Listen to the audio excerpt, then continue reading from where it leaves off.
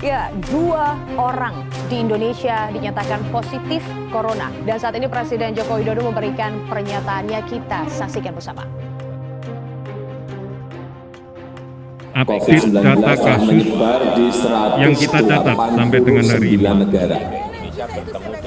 Terdapat penambahan kasus baru sebanyak 337, sehingga jumlah menjadi 3.293 kasus.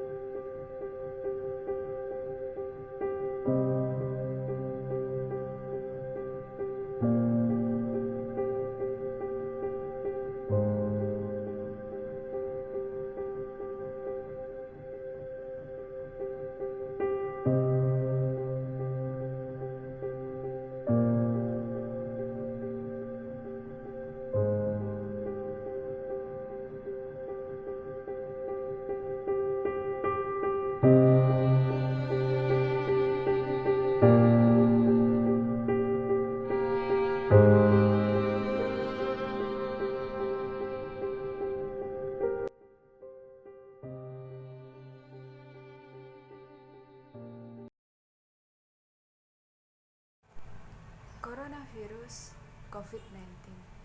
Apa sih perbedaan dari kedua istilah tersebut dan bagaimana gejala yang ditimbulkan oleh seseorang yang terinfeksi virus tersebut?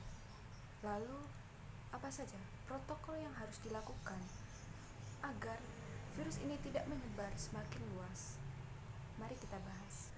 Coronavirus adalah keluarga besar dari virus yang dapat menyebabkan penyakit pada manusia maupun pada hewan. Pada manusia, coronavirus akan menginfeksi pernafasan, mulai dari flu hingga yang lebih parah, MERS ataupun SARS. Dan yang paling baru ditemukan yaitu coronavirus COVID-19. COVID-19 adalah suatu penyakit menular yang diakibatkan oleh coronavirus yang paling baru ditemukan. COVID-19 sendiri pertama kali ditemukan di Wuhan, China pada akhir tahun 2019. Menurut WHO, data terakhir yang dikemukakan, terdapat lebih dari 1 juta jiwa penduduk di dunia ini telah terinfeksi oleh COVID-19 dan lebih dari 90.000 jiwa meninggal dunia. Virus ini telah menyebar di lebih dari 200 kota di dunia ini. Di Indonesia sendiri terdapat sekitar 3.800 kasus terinfeksi virus COVID-19 dan sekitar 300 jiwa telah meninggal dunia. Angka ini mengakibatkan tingginya persentase kematian yang diakibatkan oleh COVID-19, yaitu sekitar 8,7%. Oleh karena itu, kenali gejalanya dan mari kita proteksi diri untuk menghentikan penyebaran COVID-19 di Indonesia.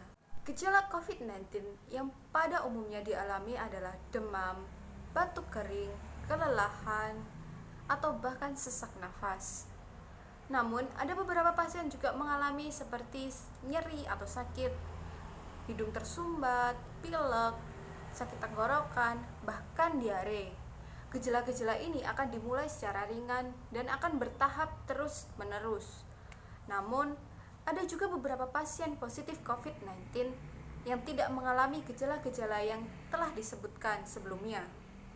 Untuk orang-orang lansia dan orang-orang yang telah memiliki masalah medis sebelumnya seperti jantung, diabetes, darah tinggi, dan sebagainya akan lebih rentan mengalami virus COVID-19 ini, sehingga perlu perhatian khusus agar tidak terjangkit oleh COVID-19 ini.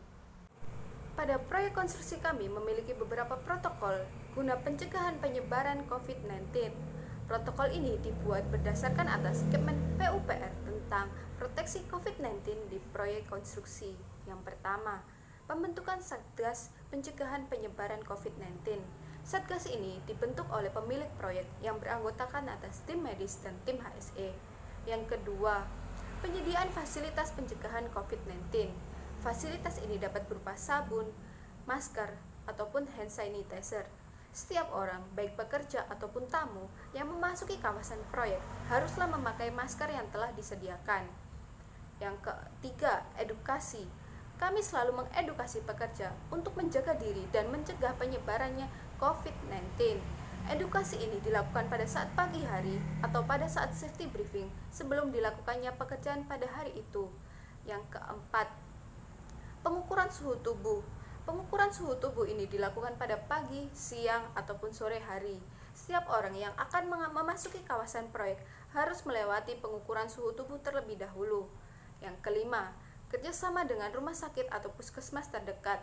Yang keenam, penghentian sementara proyek jika terdapat orang atau karyawan yang teridentifikasi positif oleh COVID-19.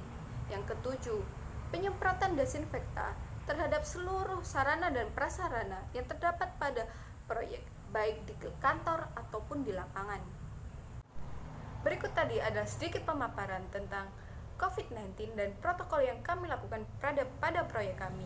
Saya Fani Nurhidayati selaku perwakilan HSE dari PT Setia Abadi. Terima kasih dan selalu jaga kesehatan.